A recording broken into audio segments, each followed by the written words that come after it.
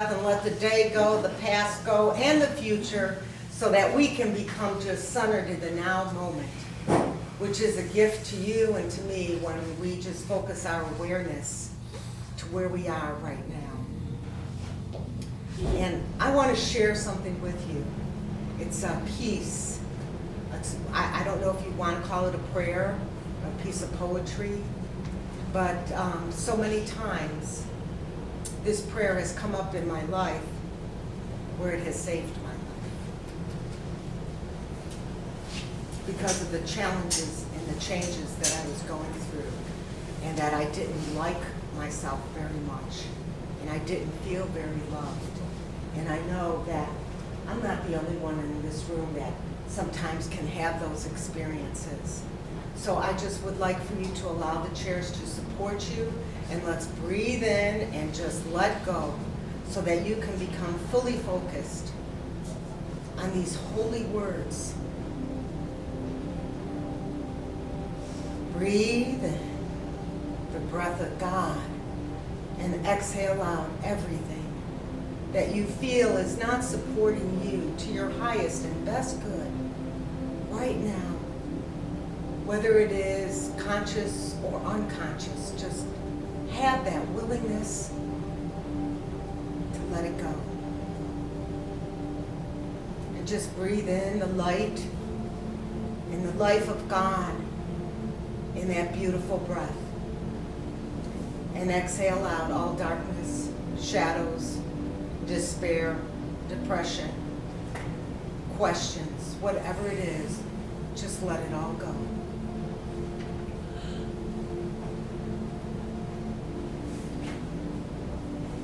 And just allow your body to relax. Feel yourself falling into your body. As I share these beautiful words with you, written by James Dillard Freeman. And the piece is called, I Am There.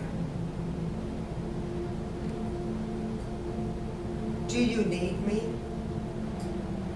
I am there. You cannot see me, yet I am the light you see by. You cannot hear me, yet I speak through your voice. You cannot feel me, yet I am the power at work in your hands. I am at work, though you do not understand my ways.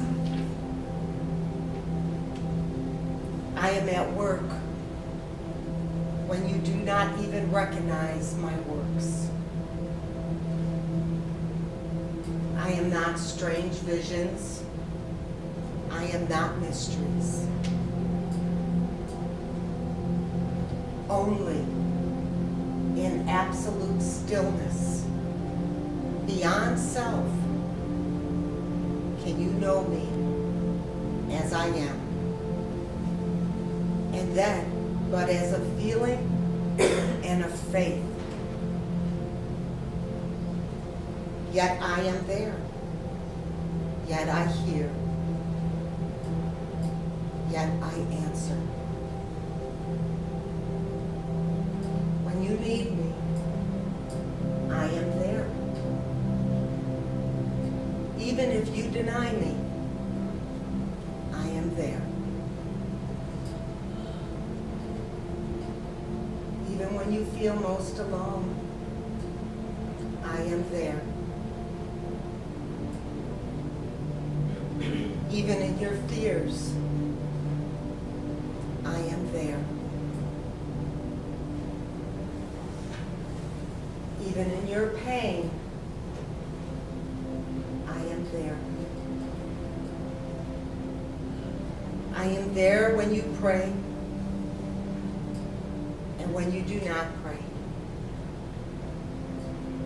I am in you, and you are in me.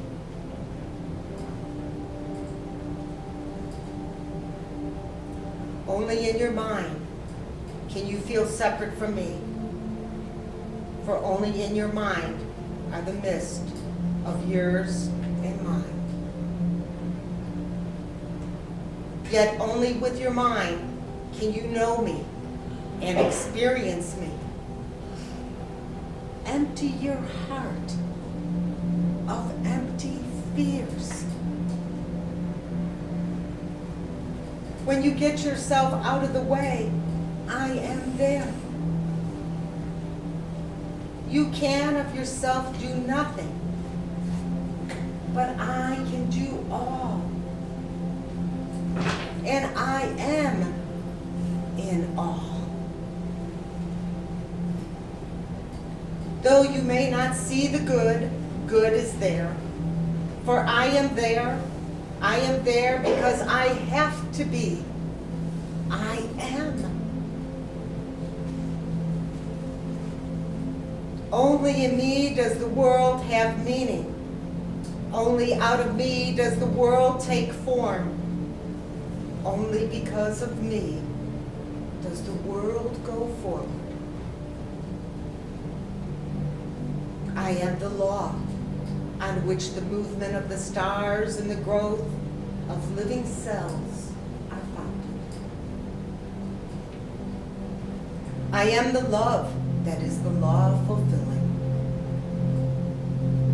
I am assurance. I am peace. I am oneness. I am the law that you can live by. I am the love that you can cling to. I am your assurance. I am your peace. I am one with you.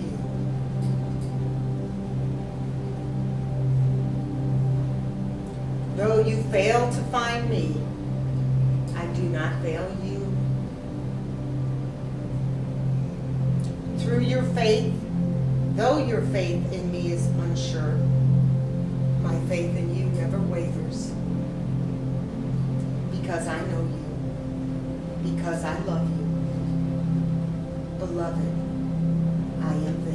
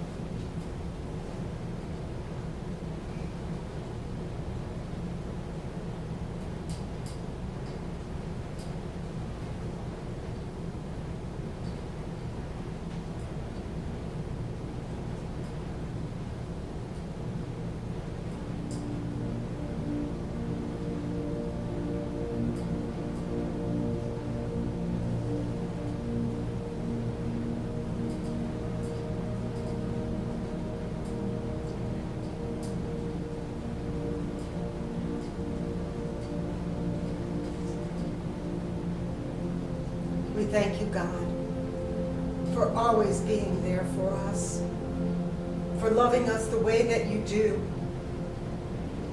which is pure and unconditional. You do not see our mistakes. You only see us in the perfection that you created us to be. As your divine children, we stumble and we fall.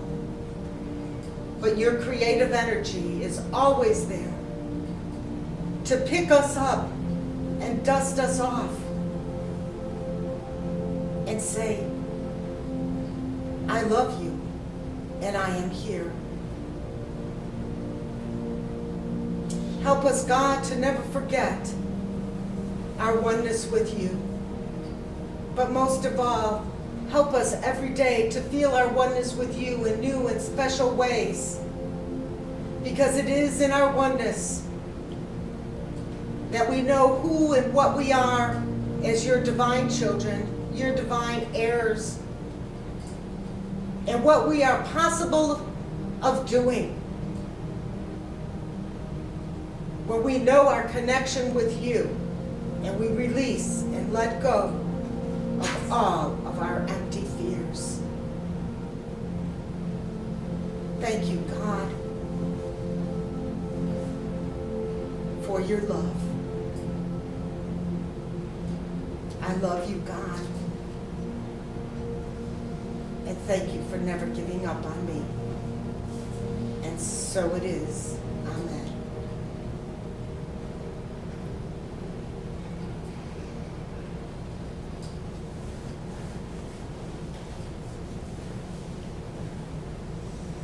Okay, everybody take a nice deep breath in.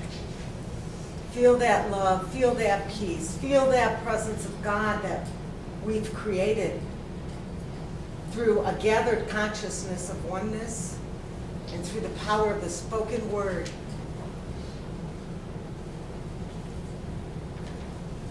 Over 20 years ago, I had this framed and on my wall in a very nice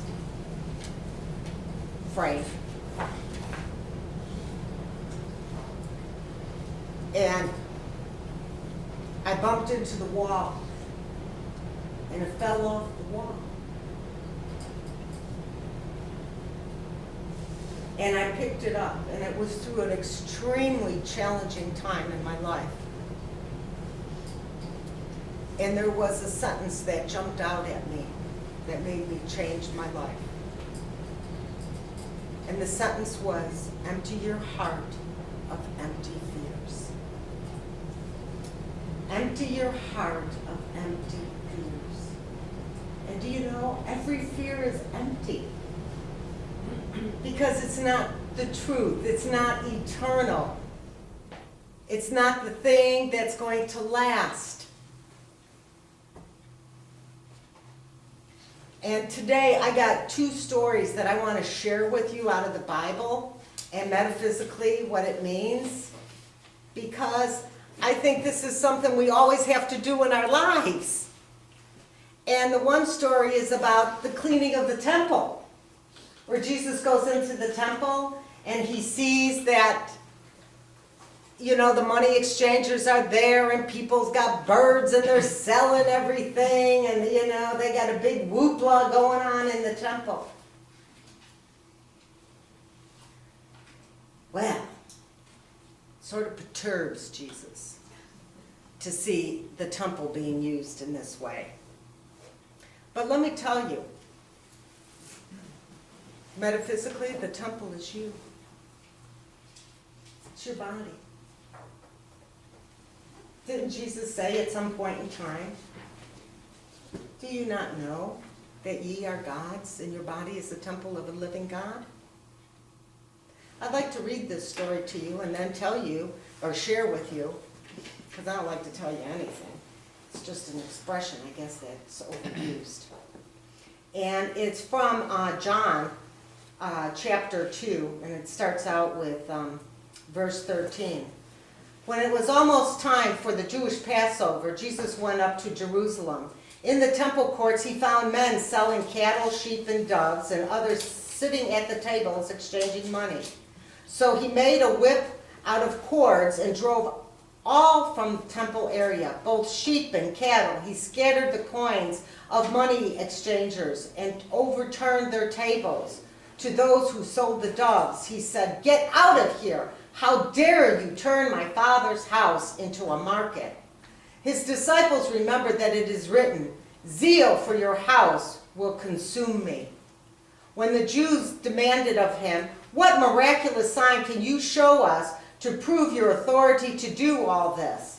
Jesus answered them, "Destroy this temple, and I will raise it again in 3 days." He was not talking about the building. He was talking about his body. Because he goes on to say, or the Jews replied, "It has taken 46 years to build this temple, and you are going to raise it in 3 days?" They weren't getting it.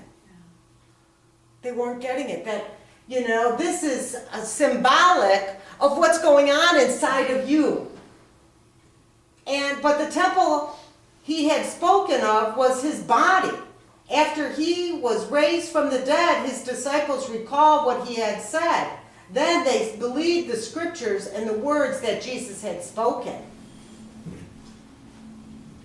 So, if the temple is our body, and our mind is our playing field, our creative field. What kind of thoughts are we having? What is it that we need to get the whip out on and delete out of our minds, turn over in our minds, so that we can live life more abundantly? The temple is a symbol of our inner being, Charles Fillmore writes. Animals and money changers represent unnecessary emotions. That's the animalistic part of us, like, anger, resentment, all those nice, lovely little dark shaded emotions. And the materialistic anxieties and the wrong sense of values, sellers and money exchangers. And how many times do we get so overwhelmed with anxiety after we buy something? They say a lot of people, when they buy their first house, they get buyer's remorse. It could be with their second or their third, or it could be just a big item ticket that we're buying. And these are the money exchangers in our head.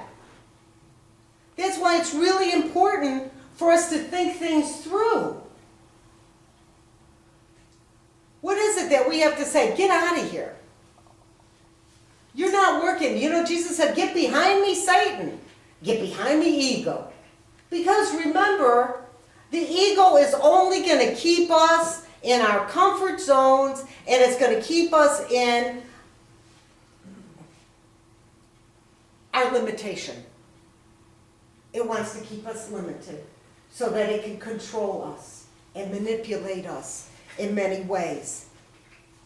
And Charles Fillmore goes on to write, the power of our spiritual awareness, which is Jesus, use the power of denial, the whip of the cords, which result in our letting go, driving out. We have to drive our own thoughts out. Nobody can change our consciousness but us. Nobody can change our feelings but us. Nobody can change our past experiences but us. Nobody can change our future but us. Nobody can change our present time but us. But yet we keep thinking that if we find the right person, we find the right job, we get enough materialistic things in our life, that it's going to change us. No, it's all an inside job. It's a spiritual journey. It's not a goal. It's something we continuously have to work at. Notice in verse 15 that Jesus made a whip of cords. This indicates some passage of time which negates the idea of Jesus acting in hot anger, but rather he was giving a demonstration that man can use his renunciation energy, which is releasing and letting go. It's eliminating that which needs to be eliminated. Who holds on to your negative thoughts and feelings? You, me. We hold on to our own stuff. Somebody could come along and they could say something and we feel guilty and then we want to blame them. Well, we're the one who's responding with guilt and shame and remorse. When in other words, we could say, tell it to the hand. I don't want to hear it. Tell it to the hand. So what is it in your mind temple? Because it's a garden. Are we weeding out what we need to weed out with the negative thoughts and feelings? Sometimes we need help. We have to get weeds be gone. Then we have to come in with spiritual growth. Yeah, it's a miracle growth, spiritual growth. I like it. Yeah. But do you understand what I'm saying, folks? Well, I'll change my mind when they change. Well, you might be waiting all of eternity for that one. Do you understand the story of the temple, cleansing the temple? Doesn't it have a brand new meaning to you now? You go, everybody likes to demonstrate. Well, Jesus got angry. He went into the temple. I think it's called divine dissatisfaction. When we get divinely dissatisfied with ourselves, then we're willing to change. Don't you think? That's when we're willing to go to any lengths to do what we need to do to change our lives. Now, we all get tempted. Which takes me to the story of Jesus in the wilderness. What do you think of that? That's another story people like. And it is. It's a very powerful story, just like the temple, clearing the temple.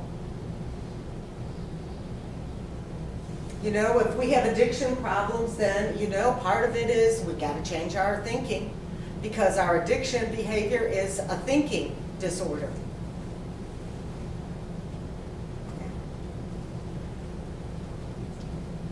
I used to love to smoke cigarettes.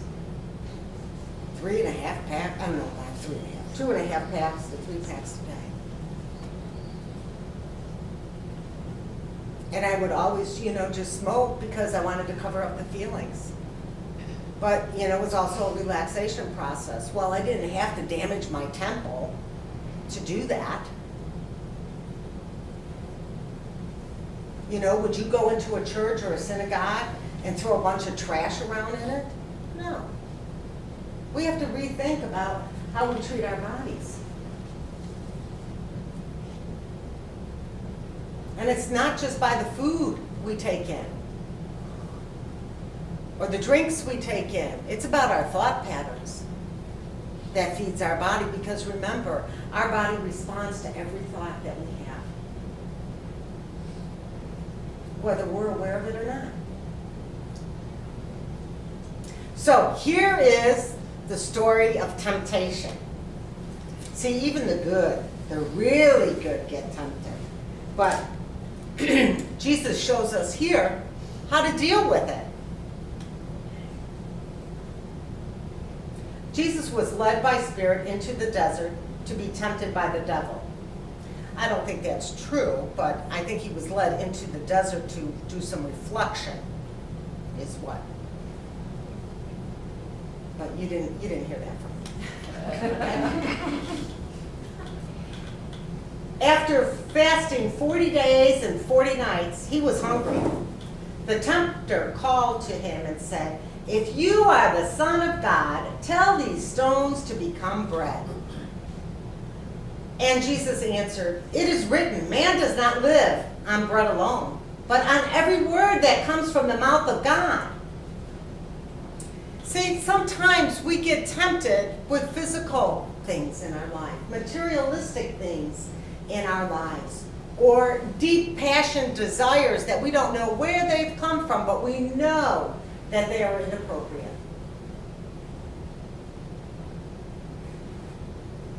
And then the devil took him to the holy city, said, didn't get him that way, I got to try another way now. That's me ad-libbing. And had him stand on the highest point of the temple. "If you are the Son of God," he said, "throw yourself down, for it is written, he will command his angels concerning you, and they will lift you up in their hands, so that you will not strike your foot against a stone." And Jesus replies, "It is also written, do not put the Lord your God to the test." Sometimes when we go into prayer and meditation, we think we're going to a casino. That we get to gamble, God, show me the money. We make deals. God, if you do this, then I'll do that. Well, I hate to say it, folks, but God doesn't really work that way. God is an energy field that is a creative force in this universe. And when we go into prayer and meditation, we should be claiming what it is that we want. Because it's already there in the midst of us, at the core of our being. If we're looking for peace and justice, what if we started calling forth, "God, I am now filled with your peace and justice," and begin to feel it and meditate on those words so that it begins to release from us. If we're looking for a job, a new job, God, I want to be of service to you to the best way possible. I now am attracting to me my perfect job with perfect pay, with perfect benefits and perfect people. Because God, I don't want to work with people who don't respect. Draw it into you. It's about drawing. That's, they say that's the law of attraction. But we got to let go of the garbage first. We got to clean out the temple. That's one of the most important things about the law of attraction is that we got to get rid of the garbage that we've been hanging on to. All of our past experiences that hold us back. And it's the ego who wants to hold us into, you need that bigger and better car. Yeah, buy that $50,000 car. Don't worry, God will provide for you even though you can't make that $700 payment. Yeah, get that bigger house. Lie on your taxes so that you can get that bigger house even though, God will provide. You got to trust God will provide for you. And then we step into this stuff, and then we go, well, how come God's not providing? Well, did we really think it through? Were we responsible? Are we buying what we can afford, not what we think we can afford, and then put the pressure on the law to provide for us? That's irresponsible. It's about working the law and keep building up gradually into something more. Perfect example. People want to say, well, I want to make $1 million a year, so I'm going to start affirming that I'm making, $1 million a year. Well, honey, don't you think it's better if you just start with $40,000 a year? Because our mind can't conceive that right now. And the ego's going to step in and say, hey.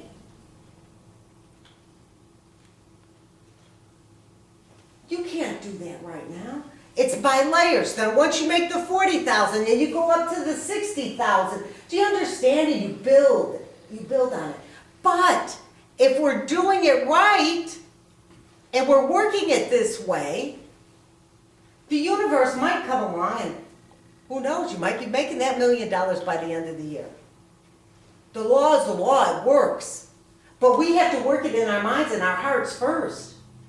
And if we don't have the room because we're holding on from the trash from the past, it isn't going to work. There's no room for it. So these are the temptations when we're in the wilderness. And when we're in the wilderness? When we're hungry, we're lonely, we're tired, we're angry. I don't know about you, but my mind goes to the gutter. It's called HALT, H-A-L-T. Hungry, angry, lonely, tired. I will learn that from my 12-step program. And you know what? It's very true. I'm coming from fear. I'm coming from doubt. I'm just, angry at the world, angry at God because, it isn't going my way. And I'm not the only one. We're all guilty of it. We all respond.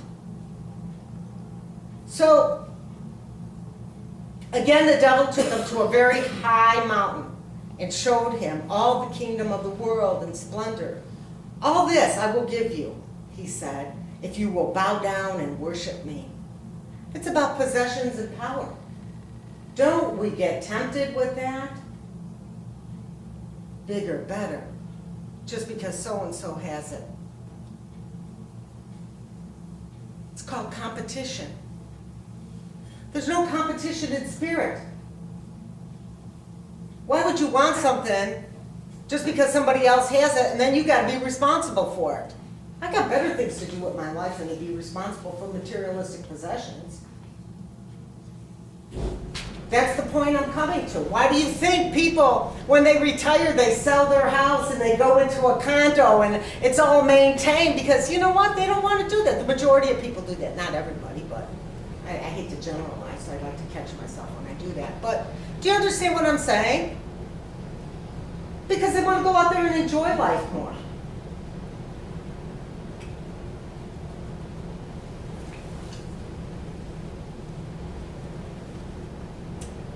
And Jesus said to him, "Away from me, Satan, for it is written, worship the Lord your God and serve him only."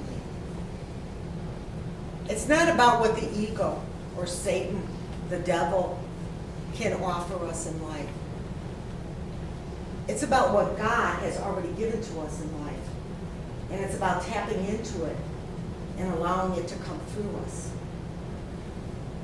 So that energy, so we can attract it into our lives. And sometimes it comes very quickly, and sometimes it doesn't. But don't stop working on it. If it's something that really is something that you truly desire in your life, then be patient. Remember, when we are in waiting, it is because God is either protecting us from something or preparing something for us. And it is the hardest time when we're in that waiting area, in the waiting room. It's totally frustrating, isn't it? But you guys are okay with it. No, I get frustrated with myself, you know. It's true. So, you know, Thanksgiving is coming up. Be really grateful for what you already have. Because when we're grateful for what we already have, our prosperity multiplies. Because it builds a field of energy around us of gratitude. It builds a field of energy around us that we're recognizing God as our source and supply. You know, it's recognizing that we're okay right now.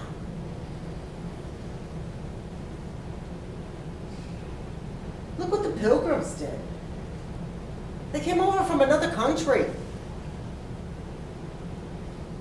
And they celebrated for what they had here in the new land. It's not just about eating turkey.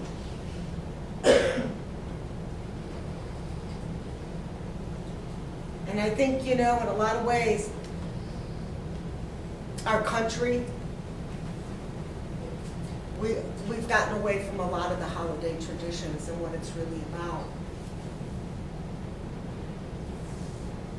You know, have a grateful heart. And there's always something, you know, we have health. You know, some of us have health, some of us don't. But maybe the people who don't have health can be grateful for, you know, their doctors or their loved ones that are helping them out. If we're being challenged in life, we should be grateful for that challenge. For it's a journey. It's here to teach us. And believe me, I don't like it when I'm challenged. But I still, even when I get through my hissy fit, say, thank you, God. I know this is for my better good.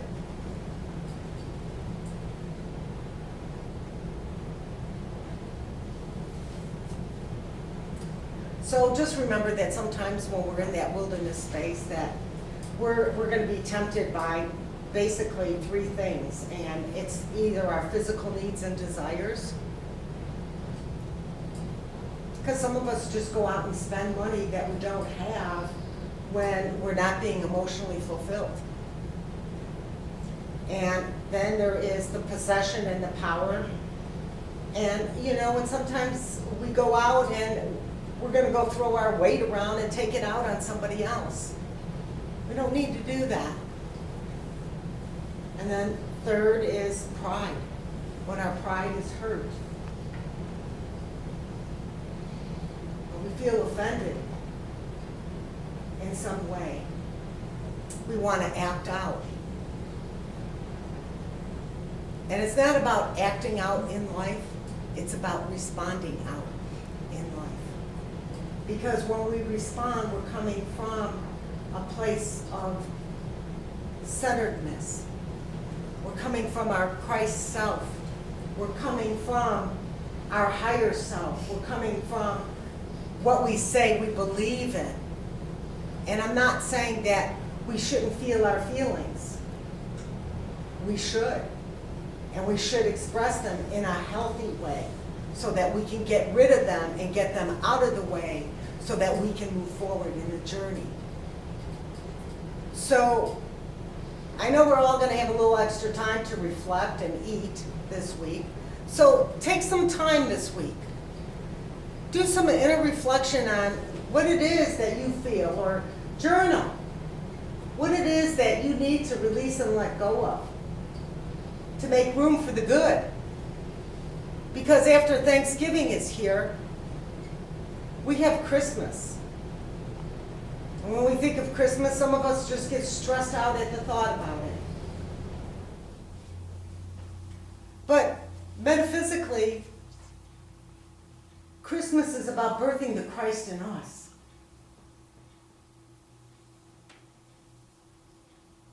So with a grateful heart, we're opening up a passage inside of us for a greater expression of the Christ energy that's within us. Does that all make sense, folks? Well, good.